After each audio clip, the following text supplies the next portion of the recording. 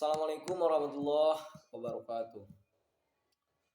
Pertama-tama, marilah kita panjatkan puja serta puji syukur atas kehadirat Allah Subhanahu wa taala karena atas limpahan rahmat, taufik serta hidayahnya sehingga kita diberikan kesempatan, terutama saya, sehingga dapat mengerjakan tugas pendidikan agama Islam pada sore hari ini.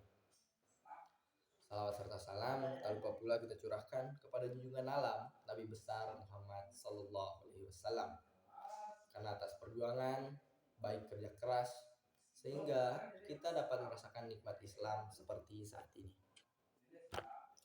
Perkenalkan, nama saya Vinandi Kaisar, panggilan saya Nandi. Saya dari Prodi Teknik Sipil 2022A dengan NIM 221014029. Kali ini saya akan menjelaskan materi terkait ijtihad sumber hukum Islam ketiga, yang dimana dari pengertiannya sendiri, kata ijtihad berasal dari kata al-jar atau al-jud yang berarti al-musyaqqat, kesulitan atau kesusahan, dan at-taqat, kesanggupan dan kemampuan.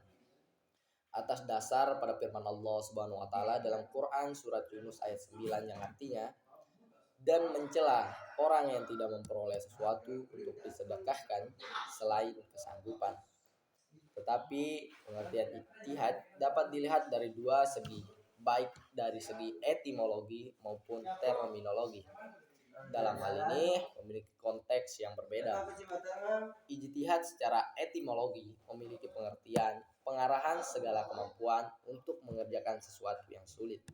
Sedangkan secara terminologi adalah penelitian dan pemikiran untuk mendapatkan sesuatu yang terdekat pada kitabullah atau syara dan sunnah rasul atau yang lainnya untuk memperoleh nas yang maku agar maksud dan tujuan umum dari hikmah syariah yang terkenal dengan maslahat. Selanjutnya, dasar-dasar ijtihad. Ijtihad bisa dipandang sebagai salah satu metode penggali sumber. Dasar-dasar ijtihad atau dasar hukum ijtihad ialah Al-Quran dan Sunnah. Di dalam ayat yang menjadi dasar dalam berijtihad sebagai firman Allah Subhanahu wa taala dalam Quran surat Al-Nisa ayat 105 sebagai berikut. Sesungguhnya kami telah menurunkan kitab kepadamu dengan membawa kebenaran, supaya kamu mengadili antara manusia dengan apa yang telah Allah wahyukan kepadamu. Dan janganlah kamu menjadi penantang orang yang tidak bersalah karena membela orang-orang yang khianat. Selanjutnya, fungsi ijtihad. Adapun fungsi ijtihad diantaranya adalah yang pertama, fungsi ijtihad al-ruju atau kembali, mengembalikan ajaran-ajaran Islam pada Al-Quran dan Sunnah dari segala interpretasi yang kurang relevan. Yang kedua, fungsi ijtihad al-ihya atau kehidupan, yang mana artinya menghidupkan kembali bagian-bagian dari nilai dan Islam semangat agar mampu menjawab tantangan zaman. Yang ketiga, fungsi ijtihad al-inabah atau pembenahan, yang dimana maksudnya yaitu memenuhi ajaran-ajaran Islam yang telah diijtihadi oleh ulama terdahulu dan dimungkinkan adanya kesalahan menurut konteks zaman dan kondisi yang dihadapi.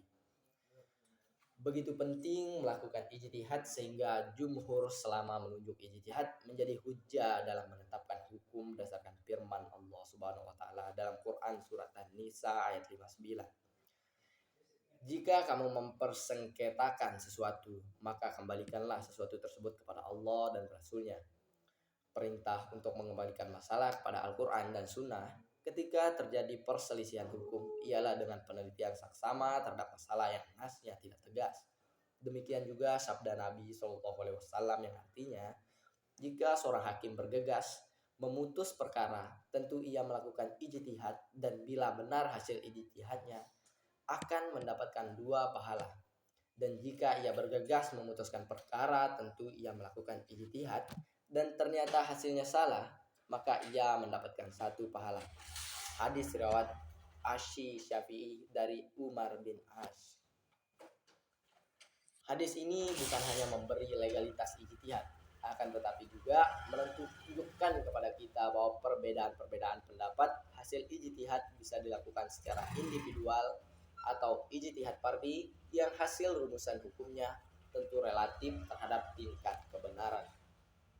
Demikian sedikit ceramah tentang ijtihad yang dapat saya sampaikan. Jika ada kekurangan baik dari segi penyampaian, itu berasal dari diri saya sendiri, dan jika saudara mendapatkan sebuah kelebihan, itu semata-mata berasal dari Allah Subhanahu wa taala. Demikian, assalamualaikum warahmatullahi wabarakatuh.